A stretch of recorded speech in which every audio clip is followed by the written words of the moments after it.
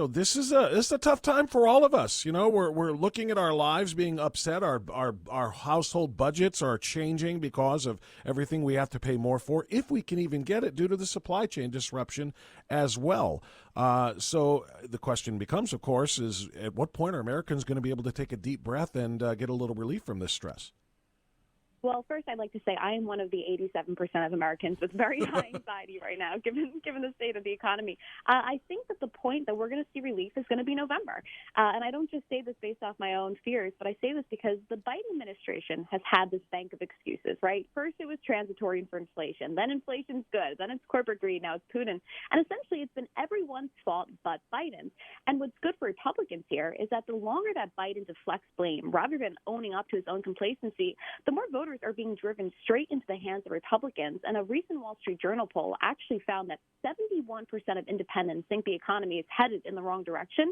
And those independent voters, they make up about 21% of all American voters. And it's not just them, right? It is Black and Hispanic voters who increasingly think Republicans are going to handle the job better. So when it comes down to it, Americans want solutions. And if Democrats keep pointing fingers, people are going to vote based on how empty their pockets are. The sad thing, though, is, here we are and we have to talk about this in political terms. Oh, you just wait until the election. Just wait till the election. In the meantime, we don't know how many lives are going to be not more than just disrupted, more than just stressed out. We don't know how many people are going to lose their lives because of the basic inactivity of the government. And I'm talking about both Republicans and Democrats. Oh, I agree with you. I think that Republicans definitely share the blame in terms of not holding their Democratic counterparts accountable when the economy is in a crisis like this, but they'll have no problem taking their pay raise from Congress, of course. But I do think that it does come down, unfortunately, to elections because people have to vote in the change they want to see. And in terms of what the Biden administration can do in the interim period, if they're willing to do anything, is focus back on things like energy dependence, right? Energy independence. We can't no longer be energy dependent on countries that hate us, frankly. And that's one of the reasons that we see gas prices rise. And gas prices, Pete Buttigieg the other day, he got on CNBC, I believe, and he said that the Biden administration can focus on things like child care.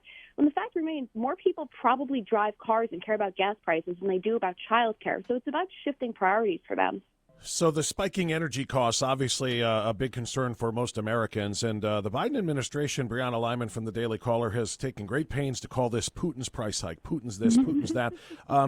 Speak to the fact that literally on day one of his presidency, the day of his inauguration, he signed orders ending the construction of the Keystone XL, ending fracking on federal lands, ending ANWR drilling, and now we're going to blame Putin for all of these energy costs.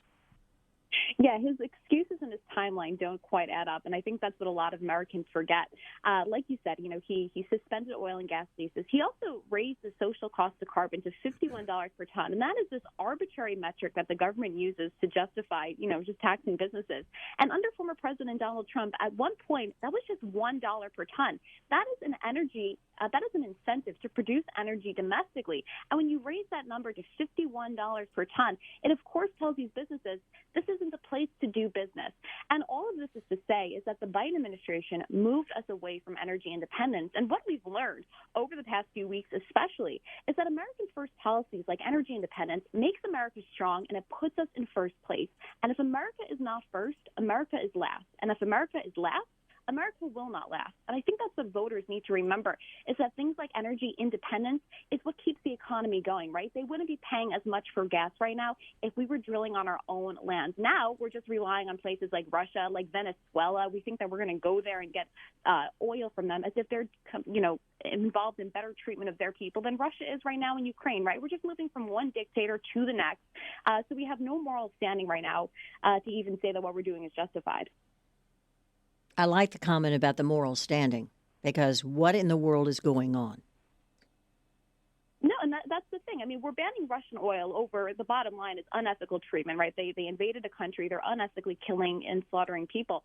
And so now we're going to go and legitimize a tyrant that suppresses their opposition, that starves out their opposition, that silences free speech, things that we as a country stand for, things that we put ourselves on a moral high ground for. And now we're going to go beg them for oil? I mean, come on. Who are they fooling? It's all a matter of policy, though, isn't it? It's policy, don't you think, Bob?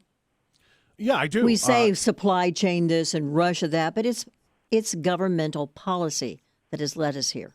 Well, and Brianna, you can kind of wrap speaking to that. And the policy is driven by obviously, the green. They like to call them gangrene. The green energy activists who are essentially driving the policy of the Biden administration. He knows full well that going back to and maximizing production of fossil fuels like natural gas and oil is going to get him in touch with the gangrene. Yeah, I mean, maybe next time we shouldn't listen to a 12-year-old girl that goes and, whines on stage in front of a bunch of world leaders. But the thing comes down to that Americans also forget is that if we're not producing energy here, it doesn't mean that no one else is producing energy. They're producing it in other nations that don't have the same set of regulations that we have to follow. So it would make more sense to produce energy domestically, be under the confines of our strict regulations, and still be, a top energy producer while also focusing on ways to, perhaps lessen our emissions, things like that. So it's not really a matter of just shifting where it's done. You might as well just shift the restrictions that it's done under. Yeah, and shift the blame to places where it doesn't belong. Brianna Lyman, it's going to be our fault. reporter for the Daily Caller. Good analysis. Thank you for the time this morning, Brianna. Thanks so much.